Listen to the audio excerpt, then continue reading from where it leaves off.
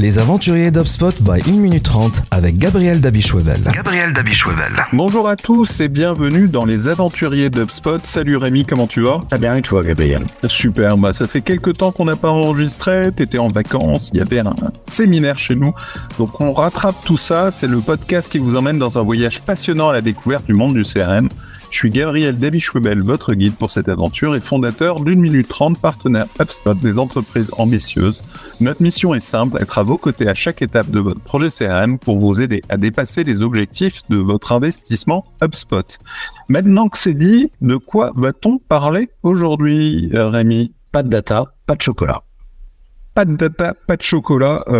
Vous connaissez tous la blague, pas de bras, pas de chocolat. Adapté par Rémi. Tout ça pour dire quoi? Pour dire que un CRM sans data pertinente à l'intérieur ne sert pas à grand-chose? Exactement. Le sujet de fond, c'est de se demander en fait quelles sont les données qui ont un intérêt à être dans le CRM, pourquoi elles doivent l'être, quelles sont les données qui n'ont aucun intérêt à être dans le CRM, et en fait quels sont les bons critères de décision pour savoir les données qui doivent être stockées ou pas et exploitées ou pas dans le CRM. Alors c'est quoi les données qui doivent y être? Alors on va prendre une grille de lecture pour ce faire. On va prendre une grille de lecture tout d'abord parce que le terme CRM, il représente souvent trois choses, que sont le CRM Sales, c'est-à-dire l'accompagnement des forces de vente, le CRM Marketing, qui est la partie Marketing Automation, et puis la partie Service, qui est le support client, qui peut être un support client d'appel entrant ou d'appel sortant. Et chacun de ces composantes a différentes problématiques de données à stocker. Donc, le premier, c'est se dire sur la partie commerciaux, quelle est l'information pertinente pour que je sois efficace dans mon action commerciale. La première chose qui peut paraître une évidence, mais qui n'est pas toujours prise en compte, c'est l'information sur le produit. Souvent, il y a énormément de sociétés qui commercialisent un très petit nombre de produits, et donc les commerciaux connaissent par cœur l'argument de vente. Pour autant, en fait, l'information produit, la notion des plans tarifaires, la notion des déclinaisons produits, la notion de l'argument produit, la notion en fait de tout ce qui est les fiches produits aussi, et tout ce qui va aider à la vente, et la première information nécessaire à être efficace dans l'acte de vente. La deuxième chose, c'est en fait tout ce qui va être lié à la personne avec qui je vais parler. La personne avec qui je vais parler, on va pas avoir les besoins des mêmes informations en fonction que ça soit un prospect ou un client. Je rappelle, en fait, un prospect, c'est quelqu'un qui n'est pas encore client. Et un client va avoir aussi d'autres informations nécessaires en fonction de sa phase de maturité. Est-ce qu'il est nouveau client et qu'on a besoin de l'engager dans l'usage, donc la phase d'engagement et d'adoption? Est-ce que c'est un client récurrent qu'on a besoin de satisfaire au courant et donc dans la notion de phase d'enchantement de l'usage? Ou est-ce qu'au contraire, c'est un client qui est plutôt en risque de fin de vie, qui peut aller soit vers le haut, vers ce qu'on appelle un ambassadeur, ou au contraire vers le bas, c'est-à-dire un churner, quelqu'un qui va résilier son contrat? Là, effectivement, d'avoir des clients dans une base de données qui s'appelle Customer Relationship Management, c'est assez logique, tu me diras. Ça peut paraître assez logique au premier abord. Maintenant, quand on parle par exemple de lead, quelles sont les informations? Basiquement, on pense toujours aux données d'interaction. Qu'est-ce que j'ai eu comme échange avec ce lead? Est-ce que j'ai rencontré sur un salon? Est-ce qu'il nous a écrit? Est-ce qu'il nous a envoyé un mail? Est-ce que j'ai échangé par téléphone? Est-ce que j'ai envoyé une proposition commerciale? Donc ça, c'est la base. Mais au-delà de ça, on peut aussi s'intéresser à quelles sont les appétences, quel est le vecteur de maturité du client, quels sont du prospect, quels sont les concurrents en place, et puis éventuellement, si j'ai des personas en place, à quel type de persona il correspond. Et là, j'ai de quoi avoir tous les outils en main pour pouvoir avoir la next best action, c'est-à-dire avoir le vrai bonne action d'acte de vente et de réussir à optimiser mes chances de transformation de mon lead en client. A contrario, et donc on voit que c'est beaucoup de données qui nous permettent de qualifier l'interaction, de savoir et d'enrichir ce que je sais du client, du prospect. A contrario, dès que je rentre en face de client, ce qui va m'intéresser, c'est plutôt les données internes, c'est-à-dire connaître quel est mon vecteur d'adoption. Est-ce que la personne, son contrat, il commence à avoir un vrai usage de mon service, qu'il commence à avoir une vraie satisfaction, tant potentiellement dans la livraison s'il y a livraison, tant dans l'usage ou l'installation s'il y a installation, et dans l'usage quotidien, est-ce qu'il va devenir en fait un consommateur de mon offre de service ou de mon bien? Est-ce qu'il va avoir une phase en fait d'adoption et d'engagement croissante, et quels sont les bons vecteurs pour que je l'aide dans son engagement? Et ça, côté commercial, ça peut paraître assez innocent parce qu'il y a beaucoup de commerciaux et beaucoup de secteurs dans lesquels on considère qu'une fois le contrat signé ou le nom de commande signé, j'ai envie de dire, le deal est fait et tout va bien, et après on passe ça à quelqu'un d'autre, à la prod et autres. Mais au contraire, en fait, il faut bien qu'à un moment donné, travailler sur l'alignement entre les forces de vente et la production, donc la réalisation. Et donc, un des vecteurs de progression pour être un bon vendeur, c'est aussi de savoir derrière quel est le retour d'expérience sur l'enchantement et l'engagement. La deuxième phase, en fait, effectivement, quand il devient plus mature et qu'il a un enchantement, justement, va être, en fait, de me poser la question de qu'est-ce que je peux faire en upsell, qu'est-ce que je peux faire en cross-sell, est-ce que mon client est satisfait, est-ce que la rentabilité de mon client est bonne. Et là, on va avoir quelque chose de mixte entre son usage et l'interrogation et la remise en question qu'on va faire avec le client. Ça peut être de l'analyse de satisfaction, donc notamment du NPS, notamment du Net Promoter Score, ce qui permet de qualifier sa satisfaction par rapport au produit.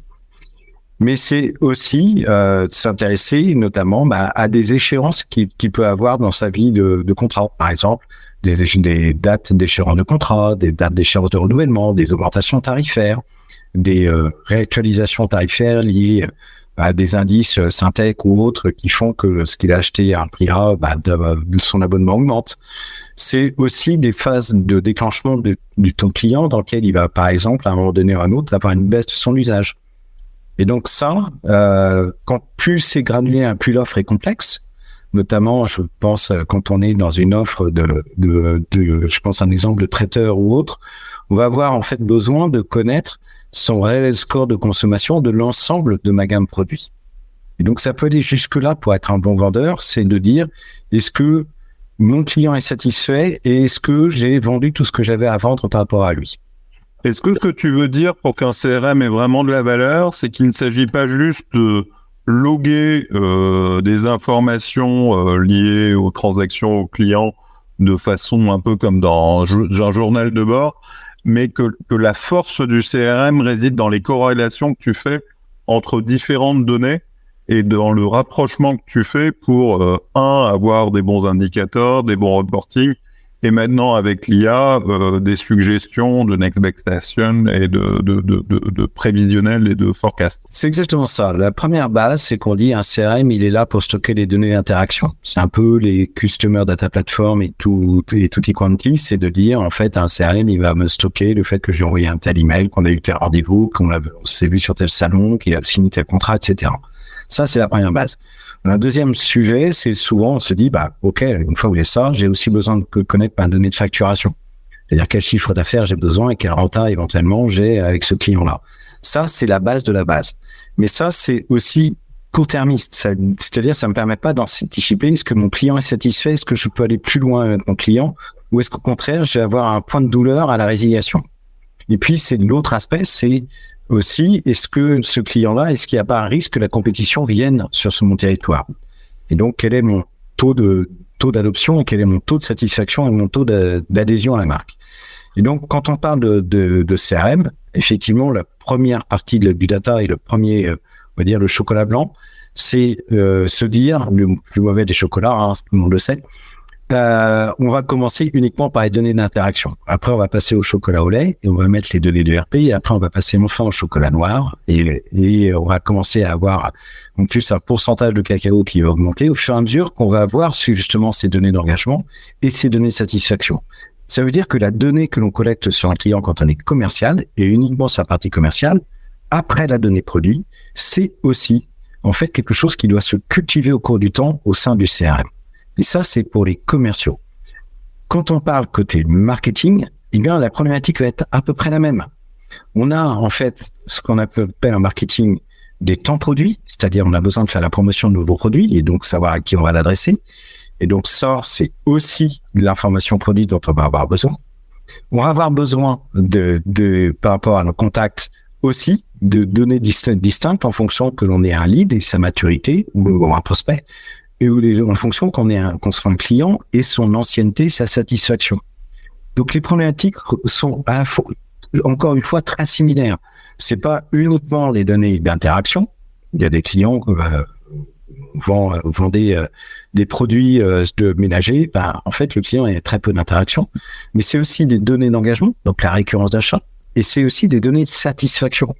Et donc, c'est très clairement, on retrouve en fait des indicateurs comme le Net Promoter Score, mais on trouve aussi des indicateurs de la satisfaction qu'il va annoncer sur des réseaux sociaux ou sur des avis divers et variés.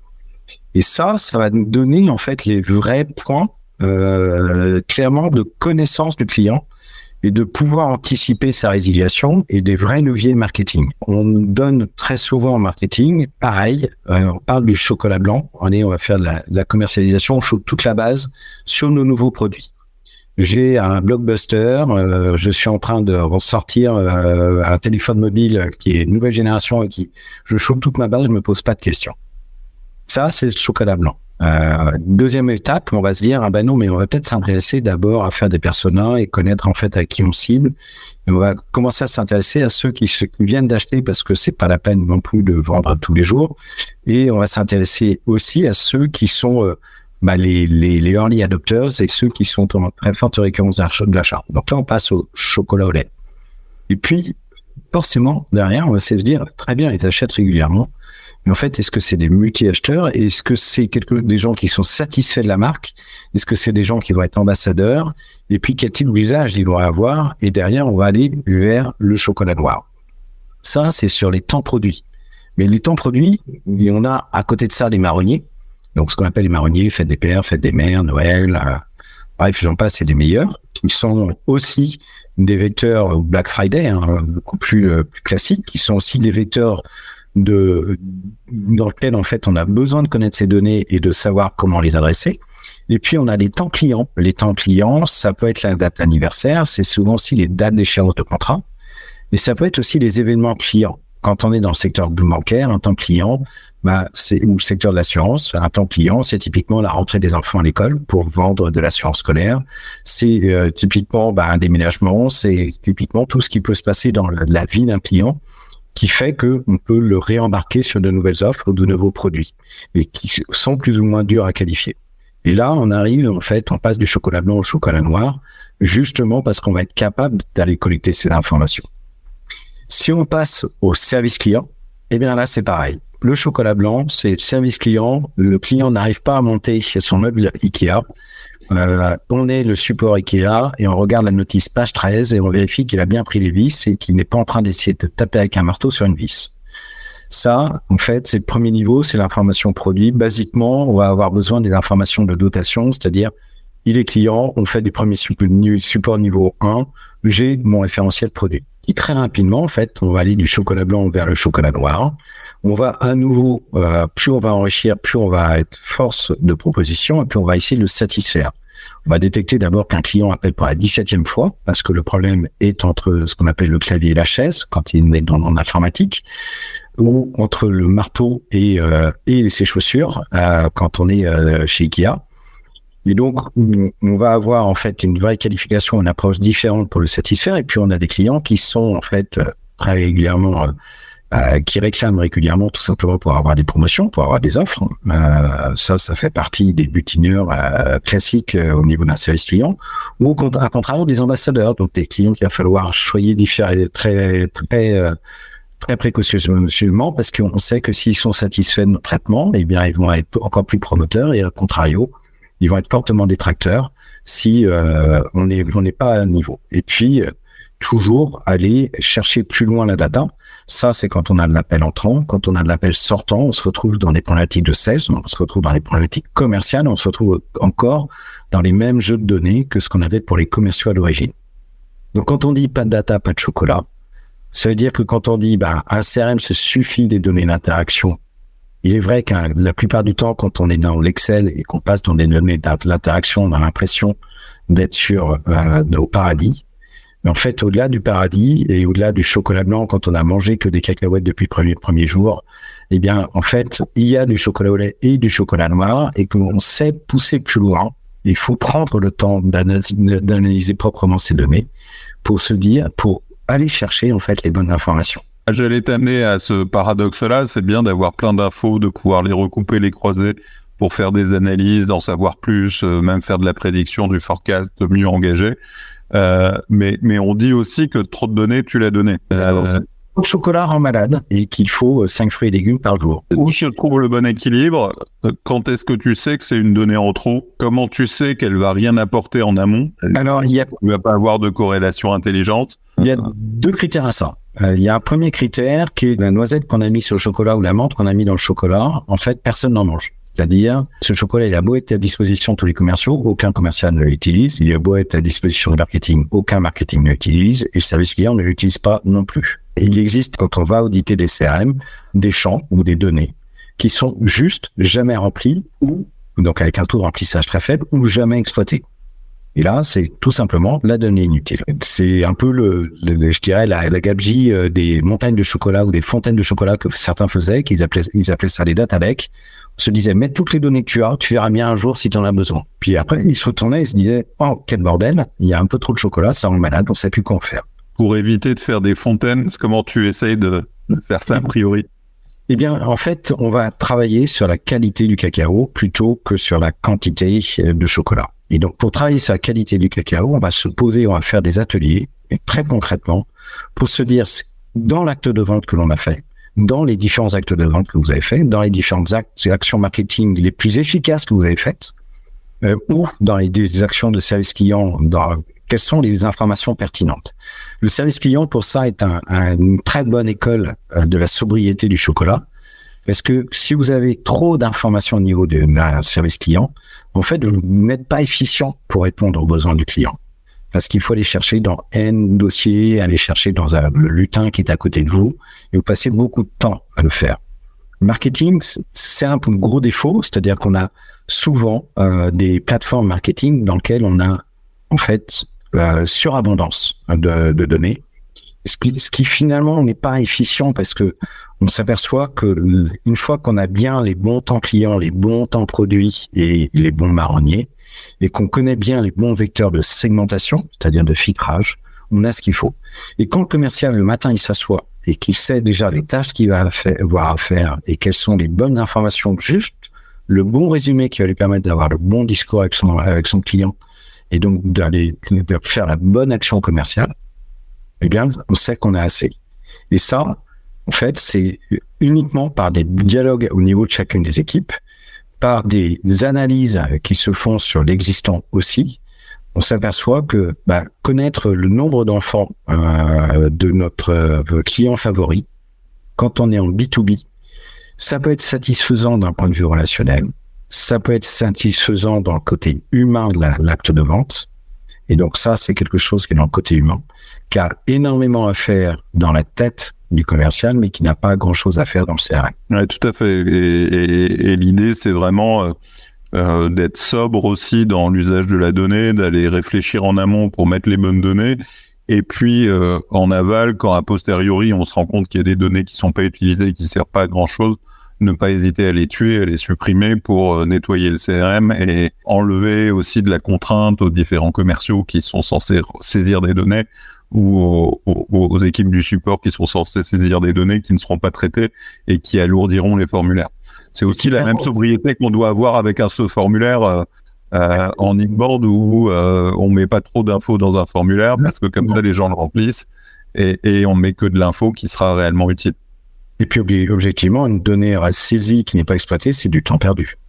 C'est ça pour tout le monde. Ouais. Voilà, si vous n'êtes pas écœuré par cet épisode plein de chocolat et de matière grasse et que vous voulez augmenter votre taux en cacao, il s'agit de nous contacter et puis de discuter plus avant. Cet épisode des aventuriers d'HubSpot est terminé. Si, comme nous, vous pensez que le CRM est une aventure et qu'il faut être bien accompagné, contactez-moi chez 1 minute 30. Mais avant de partir, n'oubliez pas que l'expérience est meilleure lorsqu'elle est partagée. Et c'est vrai aussi pour le chocolat. Alors, après l'épisode, relayez vos découvertes avec d'autres aventuriers. Et n'hésitez pas à liker, à partager et à laisser un commentaire sur la plateforme où vous consultez ce podcast. Merci Rémi, à bientôt. Merci, bonne journée. Vous pouvez réécouter tous les épisodes de notre podcast sur Spotify, YouTube, Deezer et Google Podcast. Vous pouvez aussi visiter notre site web 1minute30.com.